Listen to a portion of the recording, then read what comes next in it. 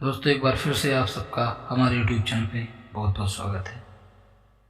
आज मैं आपको सकट चौथ की व्रत कथा का महत्व बताने जा रहा हूँ। बहुत से लोग नहीं जानते कि सकट चौथ व्रत कथा क्या होती है और इससे क्या महत्व हैं और क्या लाभ हैं। तो इसकी व्रत कथा का महत्व है, जो भी सुनता है उसके घर में सारे सुख और शांति मौजूद रहते हैं। एक नगर में एक साहूकार और उसकी पत्नी रहते थे। उनका पूजा पाठ धर्म कर्म आदि मन नहीं लगता था। एक बार साहूकारनी अपने पड़ोसन के घर गई। उस दिन सकट चौथ थी।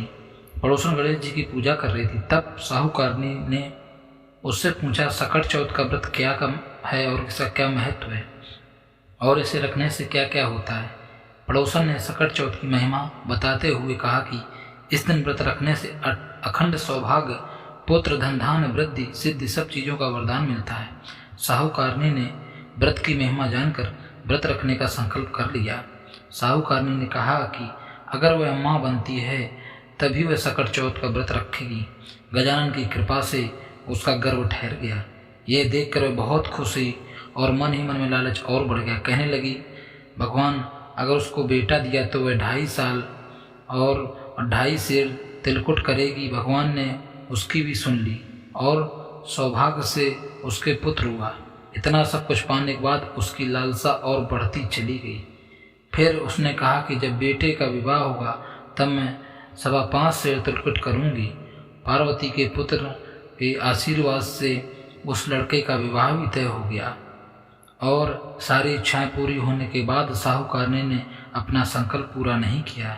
यह सब देखकर गणेश जी उससे नाराज हो गए और उसे सबक सिखाने के लिए विवाह वाले दिन ही उस लड़के को गायब कर दिया और बहुत दूर जंगल में भेज दिया। विवाह मंडप में लड़के को न देखकर सब चिंतित हो गए। लड़के की होने वाली बहू उसे ढूंढने जंगल गई, लेकिन निराश होकर वापस आ गई। साहूकारनी अपने बेटे के विरह में बहुत रो रही थी। फिर से गांव वाले साहूकारनी के लड़के को ढूंढने के लिए जंगल में निकले। बहुत देर तक ढूंढते ढूंढते उन्होंने देखा कि उनका लड़का एक पेड़ पर जाकर बैठा था। पुत्र ने सबको उसकी माँ की गलती से परिचित करवाया और कहा, माँ ने सकट व्रत करने का संकल्प लिया था, लेकिन माँ लालच में आकर उसको करना सब भूल गई और पूरा नहीं किया। इसी वजह से गणपति महाराज जी नाराज हैं और उन्हीं के द्वारा ये सारे क्रिया की जा रही है। साहूकारनी को अपनी गलती का एहसास हुआ। अपने घर वापस आकर जो जो उसने कहा था, जो जो माना था, उन सब वचनों को पूरा किया। तब उसका बेटा सही सलामत घर वापस आया। इसी तरह से अगर कोई माता सच्चे मन से व्रत करेगी तो गणेश जी उसकी शांति, समृद्धि और संतान सबको सुख रखेंगे और लंबी आयु को प्रदान होंगे। तो दोस्तों, अगर आपको कहानी, ये व्रत कथा अच्छी लगी हो, समझ में आई हो तो चैनल को सब्सक्राइब करें, वीडियो को लाइक करें।